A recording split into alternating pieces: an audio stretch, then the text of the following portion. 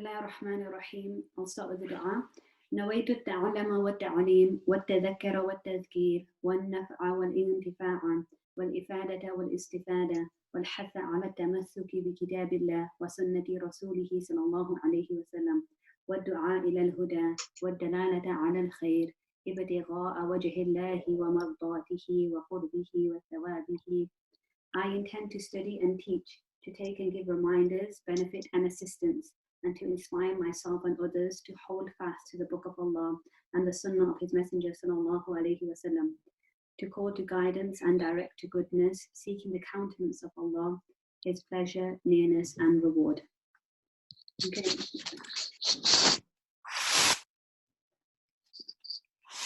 Okay, so we will start with just recapping over the alphabet, and inshallah today we will be finishing the alphabet. Okay,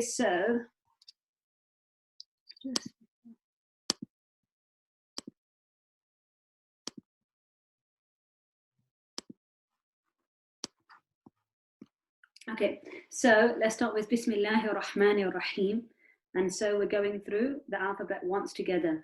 Alif, Ba, Ta, Tha, Jim, Ha, Kha, Dal, Dhal, Ra, Za, Sin, Shin,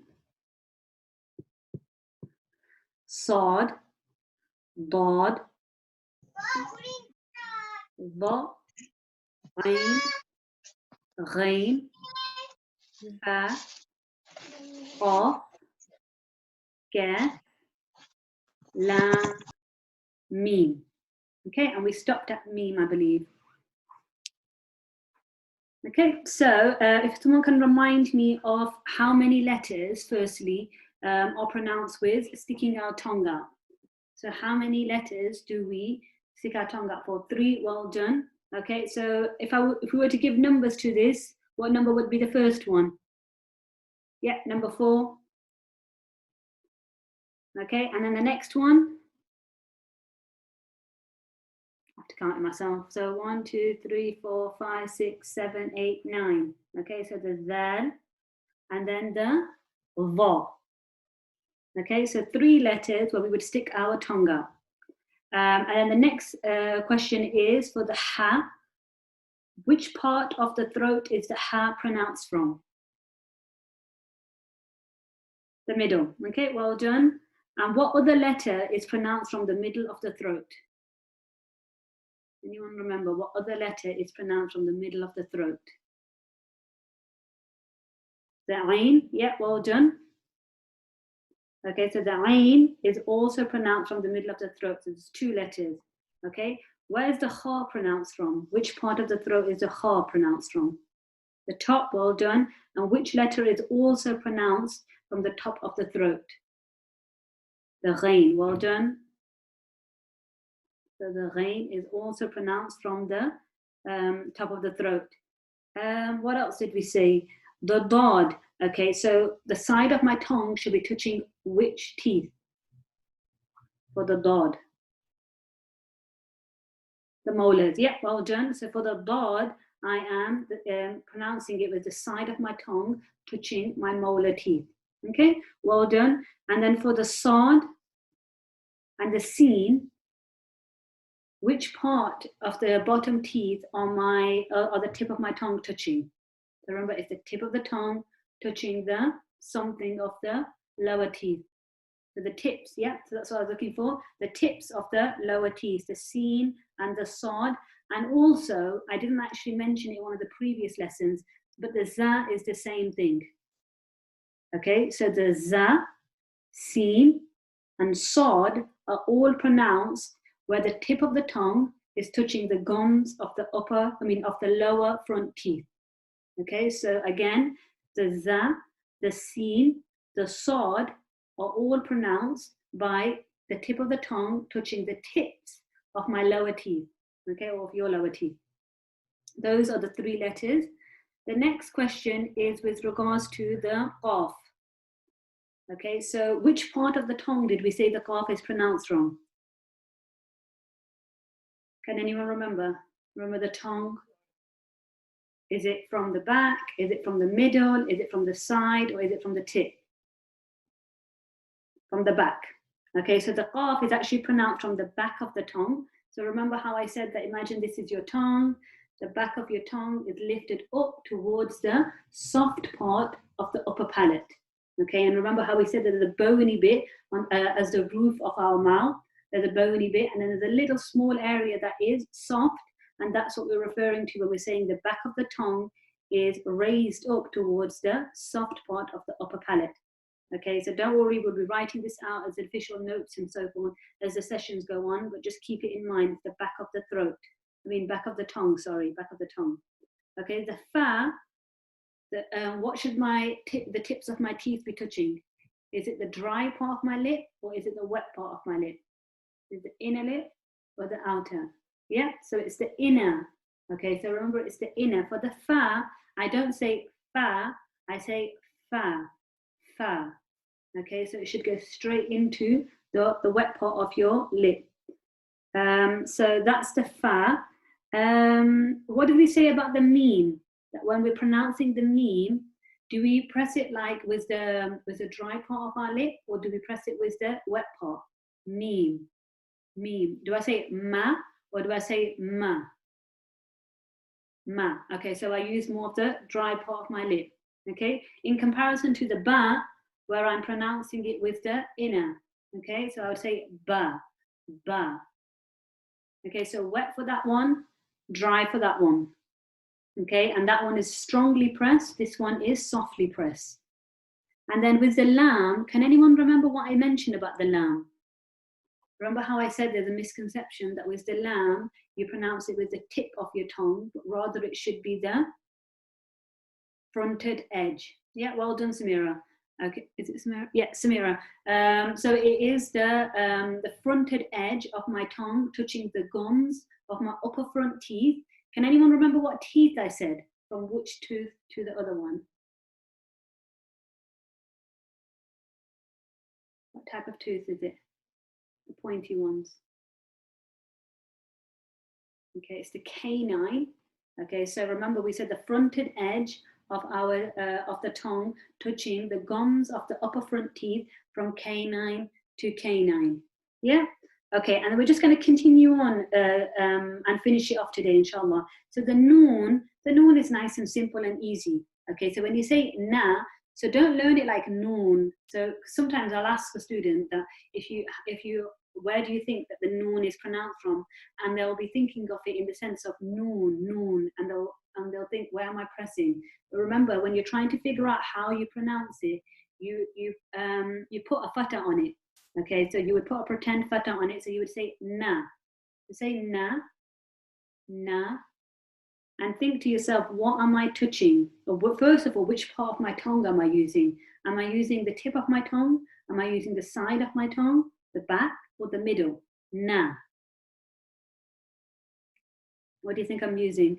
The tip. Yeah, well done. So I'm using the tip of my tongue, and it's really straightforward that the tip of the tongue should be touching the gums of the upper front teeth.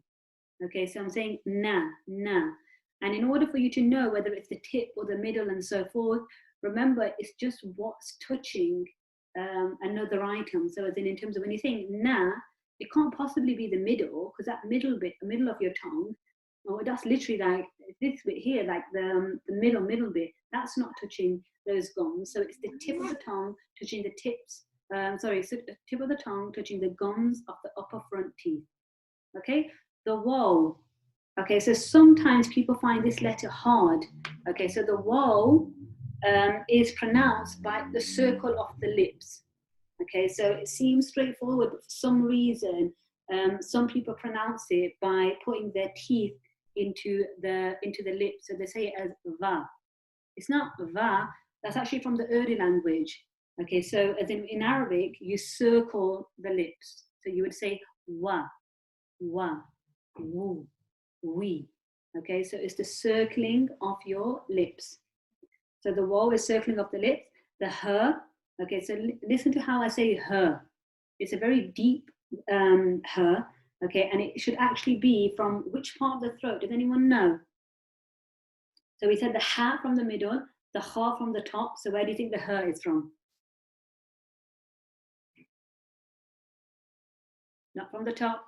There's no such thing as the back of the throat. Okay, it's either going to be top, middle, or bottom. Okay, yeah, it's the bottom. Okay, so you either have the top of the throat, or you have the middle of the throat, or you have the bottom of the throat. And remember how we said that the bottom of the throat is essentially where your collarbone is, and you'll notice that there's a little dip there, and that's what we're referring to when we're saying bottom of our throat. So her is, it's meant to be a very deep one. So now try it. Put your hand in front of your mouth. How you would do for the ha, you would feel lots of air on your hand. Okay, so put your hand in front of your mouth and say her. Her. Can you feel anything on your hand? Tell me if you can. Tell me if you can't. So try it again. Her. Her. Yeah, good. Okay, so if you're saying no, then that's good. If you're saying yes, then that means it's not deep enough. Okay, so this normally is a letter that some people find difficult. Okay, so a good way to remember it is, I normally see it as H-E-R. You know, when you're saying her, as in terms of when you're talking about someone, and so you would say her clothes. Okay, so it's similar to that, but it's a deeper version of it. Okay, so her. Okay, and also as in terms of as a tip, you can, you know, if you're like running and then you're trying to catch your breath and you're really inhaling from inside, that's the kind of like that pant sound is what you're trying to get with the her. Okay, so let's hear the differences between the three different types of the has. Okay, so you've got ha from the top of the throat, ha. Then you've got ha from the middle of the throat, ha. And then you've got her from the bottom of the throat. Okay, so I'm just going to draw what you would see as a throat, just a very babyish version. Okay, so that's your throat, and we said that there's a top, we said there's a middle, and we said that there's a bottom. Okay, so we already have gone through what those letters are. For the top of the throat, we have the letter kha, and we have the letter ghain. Okay, the next is the ha and the ain from the middle.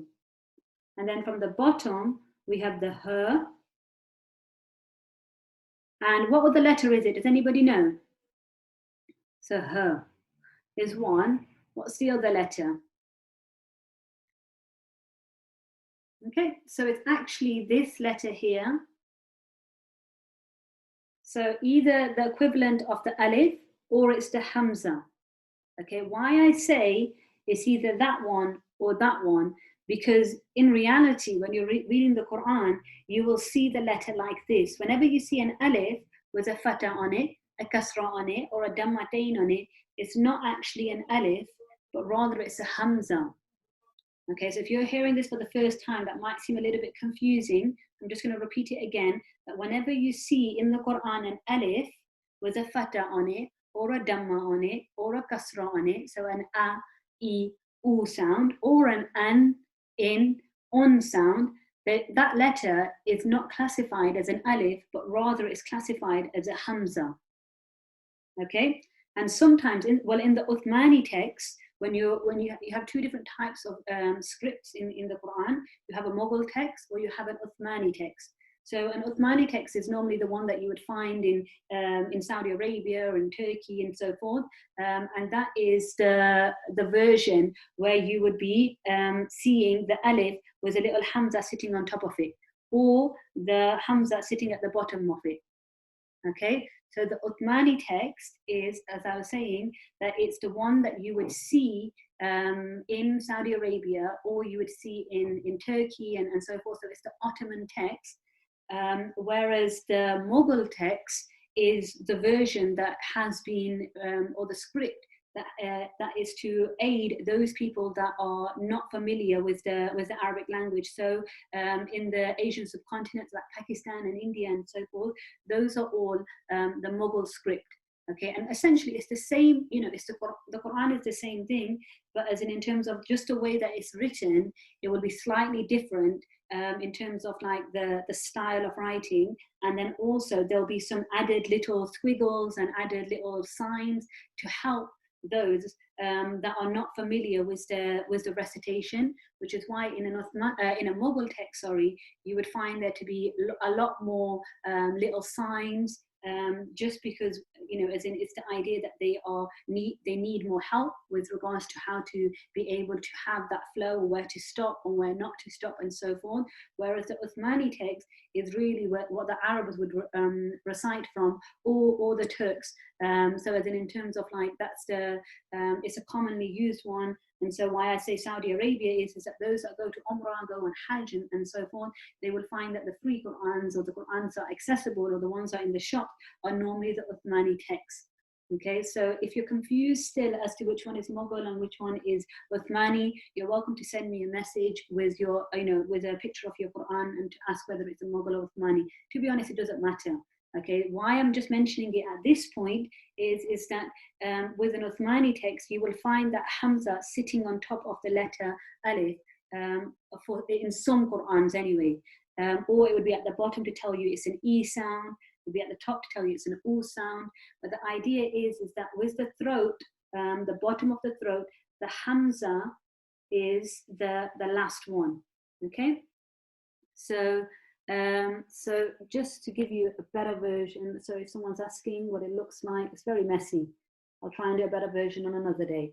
Okay, so the kha, if I'm pronouncing it, is kha from the top and then ghain. So again, kha, ghain. Or with a fatah, kha, gha. And then from the middle of my throat, it is ha, ha, and ain. Or ha, ah, ha, ah. And then from the bottom of the throat, it is her, and hamza. And then with the sound, it would be her and a, her, a. Okay, so remember how we said that with the hamza, it's nice and sharp and clear. And that is essentially how you're pronouncing this letter. Bottom of the throat, nice and clear, nice and sharp. With the ya, it's very easy, it's straightforward. It's the equivalent in English as the Y, and how you would say yeah or yes and yellow. So the idea is that it's pronounced from the middle of the tongue, just lifted up. But with these, you don't need to worry too much about how and what exactly you're pronouncing the letter with, because the ya is just a natural thing where you would just leave your tongue hovering in your mouth, and you would say ya. Similar to ja, similar to sha. Okay, so those three letters, the jim, the sheen, and the ya, are pronounced from the middle of the tongue. And again, we will talk about these in a little bit more detail. The sound of the hamza is a. Okay, and if it had a kasra on it, would be e. The sound would be u, a, e, u, which is why I'm saying it's very similar to the concept of the alif, that would be a, e, u. Okay, and then you got ya, yi, you. Okay, so let's go through the alphabet one more time, paying attention to what we need to. Alif, ba, da, tha, jim, ha, kha, dal, dal, ra, za, sin, sheen, صاد, ضاد, طاء, ظاء, عين, غين, فاء, قاف, كاف, لام, ميم, نون, واو, ها, hamza, ya. Okay, and then we're going to do once, we're going to go through it with just putting a fatah on each letter. Okay, so we're going to say it like a, ba, da, tha. Okay? A, ba, da, tha, ja, ha, kha, da, dha, ra, za, sa, sha, so, do, to, ض, ع, غ, fa, ق, ك, la, ma, na, wa, her, a, ya. Okay, we'll try it one time with the E sound now with the kasra. E, B, T, Th, G, H, Chi, D, The, Ri, Zi, Si, She, Si, Di, Ti, Di, Ri, Ri, Fi, Qi, Ki, Li, Mi, Ni, We, He, E, Yi. Okay, and one more time with the U sound. Paying attention to where you're pronouncing from. U, Bu, Tu, Tu, Ju, Hu, Khu, Du, Du, Ru, Zu, Su, Shu, Su, Du, Tu, Vu, U, Ru, Fu, Ku, Ku, Lu, Mu, Nu, Wu, Hu, U, You. Okay, so those are your alphabet. Those are the letters that we're paying attention to now that we are reciting our Quran. Again, don't worry, as in terms of if you haven't fully grasped a letter, we will be going through it as in terms of its full theory and so forth as the sessions go on. I just want you to be more focusing on its practicality. And then again, if it's not clear enough, then you're welcome to send me a message and inshallah I'll try and clarify. Okay, let's have a look at what time we're on. Okay, so we will just do a quick recap of the letters, the Tajweed rule that we have learned so far. So if someone can tell me, what do you do whenever you see a noon or a meme with a shadda on it? So whenever you see a noon or a meme with a shadda, I need to pronounce it with?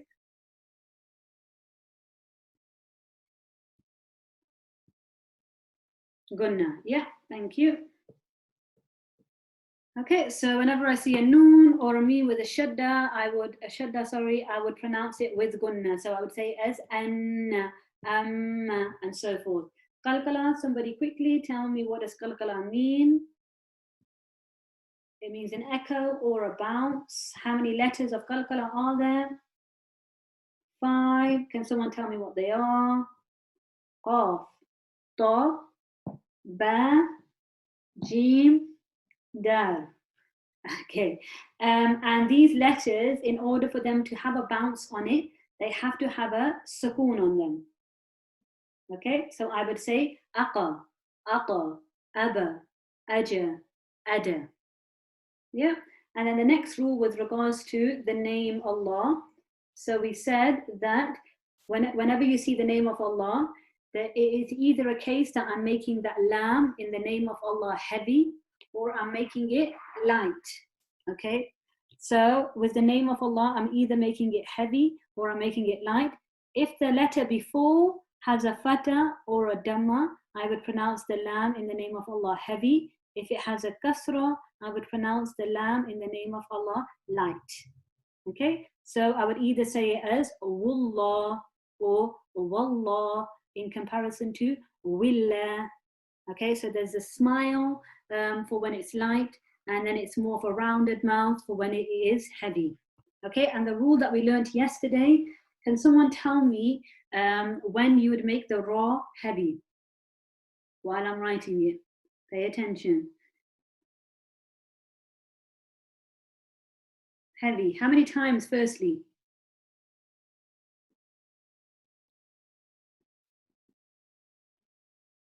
How many? Yeah, Kanwal, 4 times. Okay, so the rule is that when the ra has a fatha on it, I pronounce it heavy. When the ra has a dhamma on it, I pronounce it heavy. When the ra has a fatatain on it, I would pronounce it heavy. And when the ra has a dhammatain on it, I would pronounce it heavy. So this would be ra, ru, run, run. Okay. So the shadda, someone's asking, that is the shadda the symbol that looks like a W? Yes, the W sign is the shadda. Okay, I actually forgot to mention in the when I had all the alphabet up that there are. Does anybody know how many? Okay, so let me continue with this. So the ra has a fatah, the ra has a dhamma, the ra has a fatatain, the ra has a dhammatain. It is heavy. When is it light? How many times have we covered it? So 2, thank you. Okay, so when the ra has a kasra on it, it is light. When the ra has a kasratain on it, it is light. Okay, so that was a rule that we covered yesterday. Now what I was meant to do is that as those alphabet was up there, I was meant to ask you how many heavy letters there are in the Arabic language. Can anyone tell me?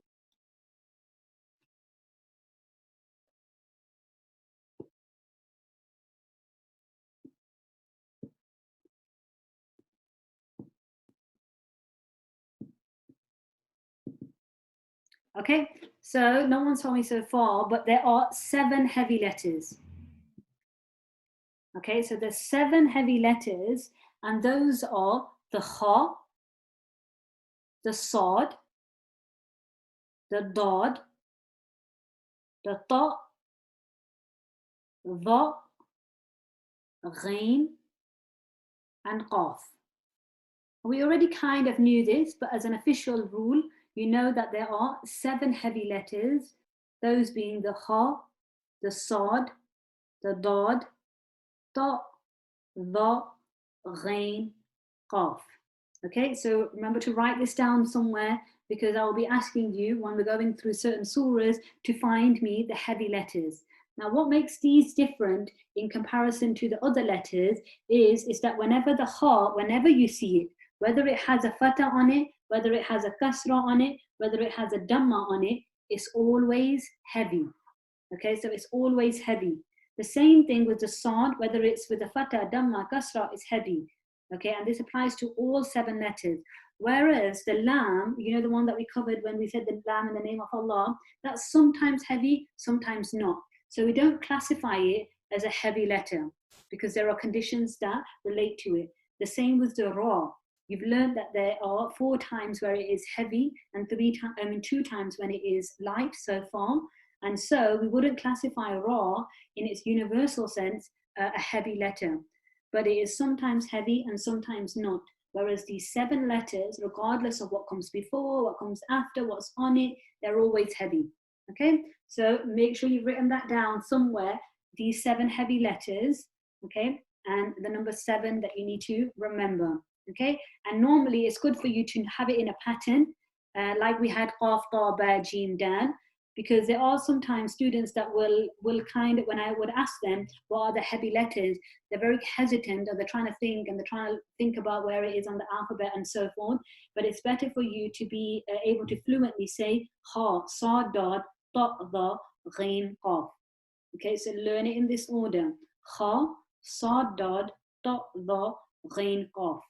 Okay, or if you know a better or different style, because there are different ways, like this khusa dagat in qiz, which is a little phrase that people use, but as in, again, when we're saying it in this order, we normally go with this order, because this is the order in which it comes in the alphabet: kha, sa, dad, ta, da, ghain, qaf. Okay, so take that as your rule for today, inshallah. And we will use, well, it's actually 4:30. I can't do an activity. So we will do that tomorrow, inshallah. Time